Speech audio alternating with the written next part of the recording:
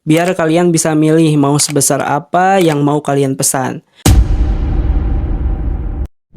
Halo guys, apa kabar kalian hari ini? Semoga sehat selalu dan dimudahkan rezekinya. Nah, seperti thumbnailnya, di video kali ini kita akan membahas seorang nenek yang dulu sempat viral.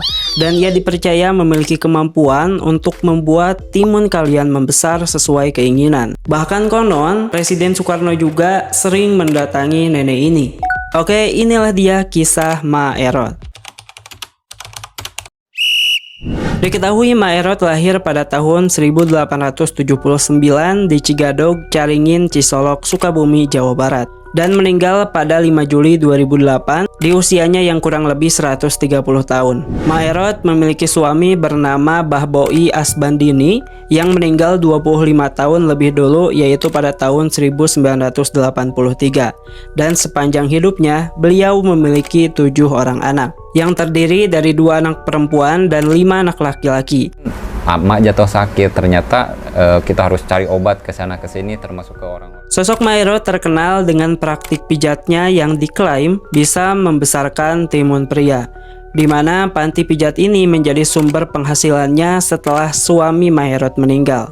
Dikutip dari OK News, menurut cucu Ma Erot yang bernama Saipullah, Ma Erot telah melakukan praktik pengobatan ini sejak zaman penjajahan Jepang pada tahun 1940-an. Dan untuk mendapat ilmu pengobatan itu, Ma Erot harus berpuasa selama 40 hari. Saat itu Ma Erot bermimpi didatangi oleh seorang pria yang mengenakan baju serba putih. Pria itu pun mengatakan kepada Ma Erot bahwa ilmu yang ia berikan untuk bekal dirinya dan seluruh keturunannya, di mana ilmu itu berkhasiat untuk mengembalikan yang mati menjadi hidup. Ma Erot punya ilmu barang mati bisa bangun, apa diingat-ingat 1 minggu. Ini kan jelas, ini jelas. Nah, di sini jadi pertanyaan kan, apa yang mati nih dan apa juga yang hidup? Diingat-ingat cuma 1 minggu, ada apa? Oh, barang yang impoten, istilah bahasa di kota mah impoten, namun bahasa di kampung mah peluh gitu. Kayaknya pada saat itu Ma Erot juga belum kepikiran sampai ke arah sini. Karena bisa aja kan tanaman yang mati berubah jadi hidup, hewan mati bisa hidup lagi, atau HP mati mungkin dicas hidup lagi. Karena mungkin kekuatan itu kekuatan petir gitu kan. Ma Erot pun awalnya tidak memperdulikan mimpi itu dan dianggap hanya halusinasi semata. Hingga kemudian beliau mencoba mencari tahu apa nih makna doa yang pria baju putih itu berikan di dalam mimpinya. Tak lama kemudian, kebetulan di kampung Ma Erot pada saat itu ada seorang warga yang mengalami kendala pada timunnya. Nah, dari situlah Ma Erot pun memberanikan diri untuk melakukan pengobatan pertamanya. Dan secara mengejutkan, hal itu ternyata berhasil. Sejak saat itulah, Ma Erot pun mulai membuka jasa praktik pengobatan tradisional yang resmi dibuka pada tahun 1945 dengan pasien warga sekitar rumahnya. Namun setelah itu, ternyata nama Ma Erot pun lama-kelamaan semakin terkenal. Menurut OK News, bahkan ada seorang serdadu Jepang yang datang ke rumah Ma Erot ini, di mana prajurit itu meminta diobati karena timunnya loyo. Dan ternyata penyakit tentara Jepang itu dapat disembuhkan. Lalu setelah itu, nama Ma Erot pun semakin viral dan dikenal banyak orang. Menurut Detik Health, berikut adalah tahapan jika kalian mau berobat ke klinik Ma Erot. 1. Mengisi formulir. Formulir ini berisi berbagai data seperti nama lengkap, tempat tanggal lahir, agama, dan nama orang tua. Lalu yang kedua, memilih ukuran. Nah, biasanya pasien yang datang ke klinik Ma Erot ini akan disediakan replika timun dari kayu dengan berbagai ukuran, biar kalian bisa milih mau sebesar apa yang mau kalian pesan.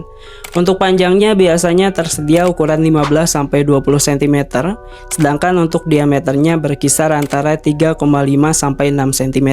Namun jika pasien pada saat itu meminta untuk panjangnya lebih dari 20 cm, biasanya mereka harus membuat semacam surat perjanjian dulu.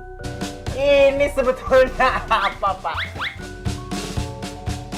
Pak, ini sebetulnya apa, Pak? Ini belum pernah melihat gantungan kunci sebesar.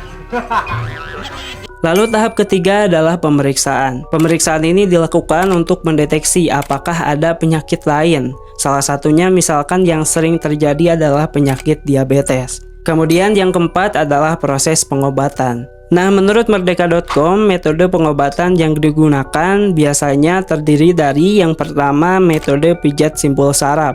Hal ini dilakukan untuk menyembuhkan penyakit-penyakit seperti impotensi, ejakulasi, sakit pinggang, saraf kejepit, dan sejenisnya.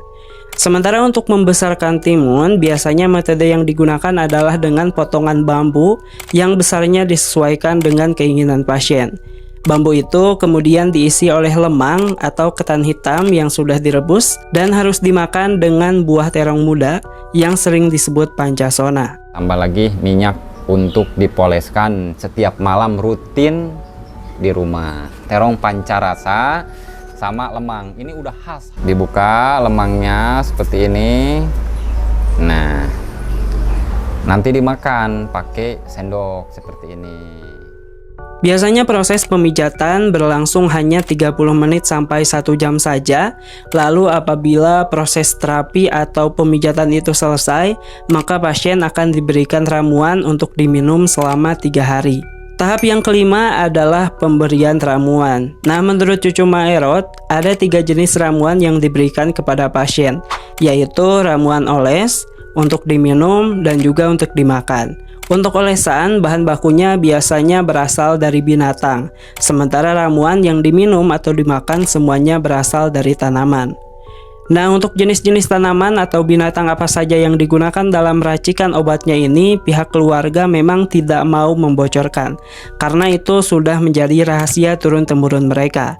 Namun katanya semua jenis tanaman yang digunakan sebagai ramuan itu tumbuh liar di sekitar kampung mereka. Ini artinya bahan-bahan itu juga sebenarnya banyak tumbuh di sekitar kita. Dan katanya tanaman ini juga harus benar-benar tumbuh sendiri. Gak boleh dibudidayakan karena khasiatnya akan berkurang. Keenam, pantangan. Menurut Liputan 6, ada beberapa aturan dan pantangan setelah melakukan pengobatan. Yaitu pertama, selama 3 hari 3 malam, pasien harus menahan hawa nafsunya, di mana mereka tidak boleh melakukan adegan bercocok tanam. Lalu kedua, selama seumur hidup, mereka tidak boleh memakan daun serai, terong ungu, dan pisang emas dalam keadaan mentah tanpa dimasak. Jadi kalau dimasak dulu itu boleh. Kecuali tadi ada pantangan ya. Ada pantangan seperti serai, terong panjang, pisang emas, itu filosofi. Kalau yang matang boleh, mentahnya yang nggak boleh. Kalau misalkan pantangan yang sudah diberikan itu dilanggar, atau otomatis hasil yang sudah permanen nanti bisa kembali. Menurut Merdeka.com, cucu pertama Maerot yang bernama Syaifullah menyampaikan, Presiden Soekarno pernah beberapa kali singgah ke rumah Maerot. Namun beliau tidak mengetahui secara pasti apakah kedatangan Presiden Soekarno itu untuk berobat atau sekedar datang berkunjung saja.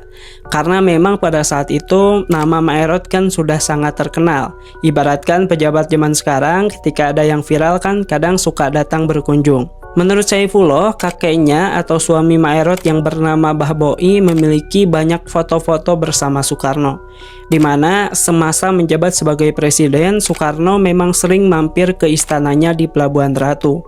Dan Bah Boi yang memang pada saat itu menjadi tokoh masyarakat di sana, sering juga datang lalu mengobrol bersama Presiden Soekarno. Nah, sebelum meninggal dunia, Maerot sempat meminta seluruh keluarga besarnya berkumpul dan berwasiat agar anak cucunya meneruskan pengobatan terapi beliau. Selain itu, beliau juga berpesan agar setiap rezeki yang diperoleh sebagian disumbangkan ke masjid dan juga pesantren. Diceritakan beberapa saat sebelum Maerot meninggal, keluarganya sempat bermimpi, di mana mereka melihat Maerot dibawa pergi oleh sekelompok orang berbaju serba putih. Dan pada saat itu tidak ada yang bisa menghalangi Maerot untuk pergi bersama mereka. Lalu beberapa hari kemudian, tepatnya pada 5 Juli 2008, Maerot pun dinyatakan meninggal dunia dan beliau sempat dirawat di Rumah Sakit Pelabuhan Ratu selama 1 minggu. Keberadaan Maerot menjadi inspirasi bagi banyak orang. Bahkan ada beberapa buku seperti yang ditulis oleh Muammar MK yang berjudul ADAP dengan Maerot. Ada juga novel yang berjudul Big Size yang ditulis oleh Akur. Kemudian ada juga film yang berjudul Excel antara Aku, Kau, dan Maerot yang semuanya terinspirasi dari sosok Maerot yang sangat melegenda di Indonesia. Nah, itulah dia kisah mengenai Maerot, legenda Indonesia yang berjasa bagi ribuan timun pria. Oke, next bahas apa lagi? Buat kalian yang punya saran, jangan lupa buat komen di kolom komentar. Dan sampai jumpa di video selanjutnya.